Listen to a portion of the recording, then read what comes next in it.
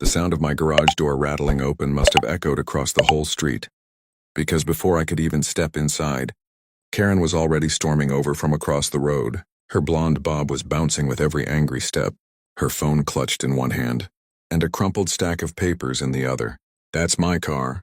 I just bought it," she shrieked so loudly that the dog next door started barking. I froze mid-step, my hand still on the garage remote.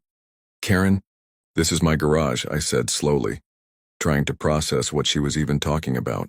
The black '68 Mustang inside had been in my family since before I could walk. I'd spent months restoring it after my dad passed away. She didn't even blink. "Don't play dumb. I have the bill of sale right here," she said, waving the papers like they were some royal decree. "I'm calling the police." My stomach sank, but not from fear, more from disbelief. This was insane. "That's impossible," I told her, stepping closer. But she was already dialing. "Yes, 911. I'm standing in front of my garage and this man is stealing my car," she announced into the phone, glaring at me like she'd already won. Her voice rose, dripping with fake tears. "Please hurry. He looks dangerous." I looked at the security camera over the garage door. Thank God it was recording. A couple of neighbors had come outside now, whispering to each other. Some pulled out their phones. Karen noticed and raised her voice even more, performing for the audience. "He's threatening me right now." That was the final straw. I walked to the car, grabbed the thick folder from the front seat and held it up. Inside was every document from my dad's original purchase, to the restoration receipts, to the current title, my name stamped in bold. I didn't say a word, just smiled faintly. Karen's eyes flicked to the folder, and for the first time I saw doubt cross her face. But then she doubled down, her lips curling into a smirk.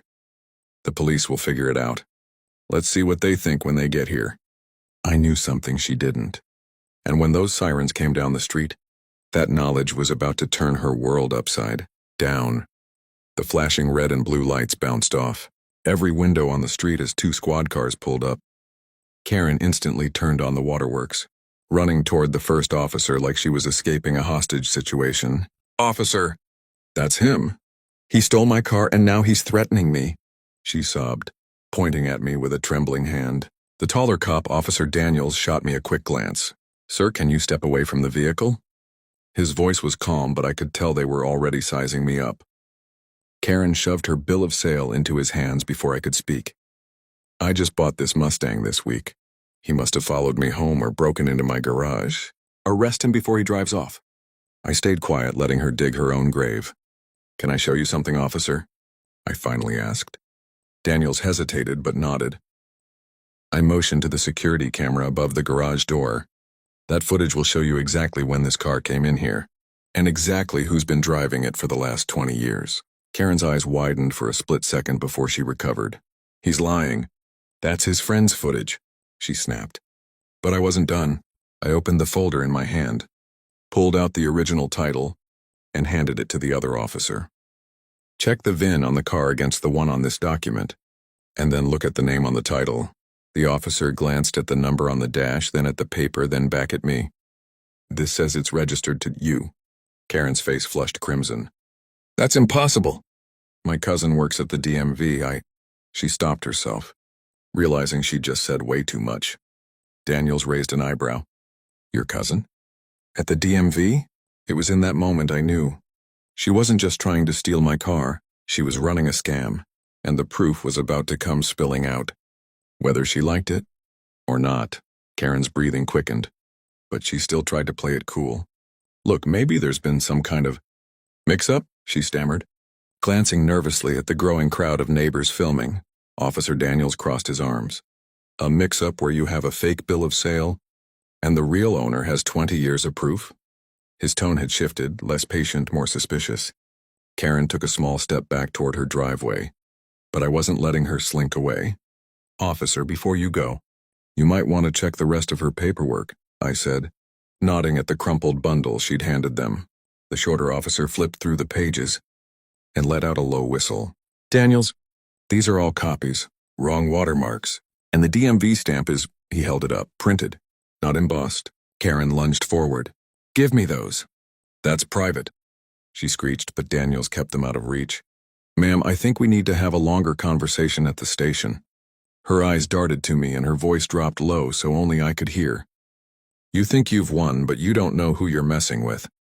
I smiled just enough for her to see I wasn't rattled. Actually, I know exactly who I'm messing with. Before she could ask what I meant, I turned to the officers. You might also want to check your dispatch log from earlier this week. See if my name comes up in any of your training files. Daniels narrowed his eyes. Training files? Karen's smirk returned for half a heartbeat like she thought I was bluffing. Until I reached into my jacket and pulled out an ID badge. The gold lettering caught the sunlight. Daniels froze mid-step. Wait, you're the... Karen's face drained of color. She had just called 911 on the man who trained half the county's police department. The crowd gasped as Daniels took the badge from my hand, inspecting it closely. His expression shifted from cautious to almost embarrassed.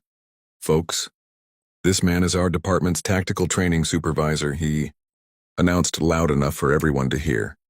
Karen blinked rapidly like her brain was trying to reboot. That doesn't mean anything. He still stole my car, she blurted, clinging to the lie like it was her last lifeline. But Daniels wasn't buying it anymore. Ma'am, you filed a false police report, attempted to pass counterfeit documents, and trespassed on private property. The shorter officer was already pulling out a pair of handcuffs. Not to mention impersonating a vehicle owner is a felony here. Karen's voice pitched higher. No, you don't understand. My cousin said it was fine. He said no one would... She stopped herself again, realizing she'd just given up her cousin without being asked. The officer's eyebrows shot up. Your cousin's name, ma'am? Karen clamped her mouth shut. That was fine by me because I had something better than her word. I walked over to my laptop inside the garage, pulled up the live security feed from 2 nights ago, and turned it toward the officers. The grainy night vision showed Karen creeping up my driveway with a flashlight, snapping photos of my car, then walking away while talking on the phone. The murmurs from the crowd turned into open laughter. One neighbor yelled, "Busted!"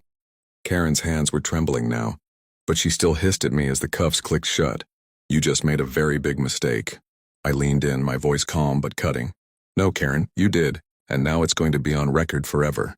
As they led her toward the squad car, I saw her looking around desperately, but every single phone in the crowd was pointed right at her, and in my head I knew this was only the beginning of her unraveling. Karen thrashed against the cuffs, her voice rising over the sirens as the officers guided her toward the cruiser. You don't know who my family is.